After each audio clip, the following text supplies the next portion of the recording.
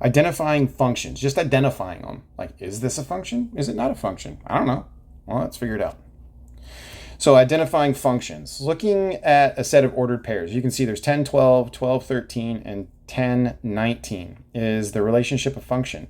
Well, anytime that we are looking for a function, we are looking for each x value must be paired with exactly one y value. And right now what we can see is there is one x value that is paired with two different y values. So what this is saying is, if you have an x value repeating, then that means you're going to have 2 points stacked on top of each other. I'll do a quick example over here. If, say, we had 1, 3, and 1, 5. Well, this is going to end up putting 1, 3 right here and 1, 5 right here.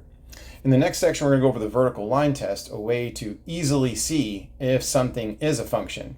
And the reason that that works is because of this rule. Each x value must be paired with exactly one y value. Whenever that happens, you'll never have 2 points stacked on top of each other. It means they'll be spread out horizontally along the graph. And this is proving that something could be a function, but we're eliminating right now, is it not a function? This is one way to tell. So because those x values repeated, this is not a function. That is the simplest way to go about saying it, but it's a whole different thing to remember how that process works.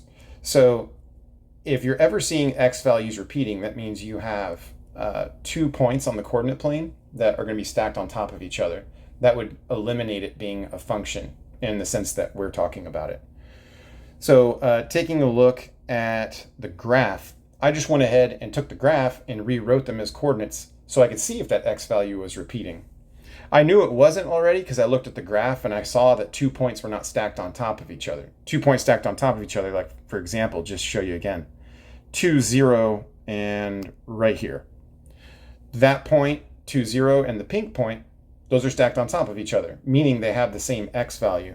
Different y values, but that same x value is paired with two different y values, making it not a function in the sense that we're talking about it. You can see here that none of the values for the x repeat and none of the y values repeat.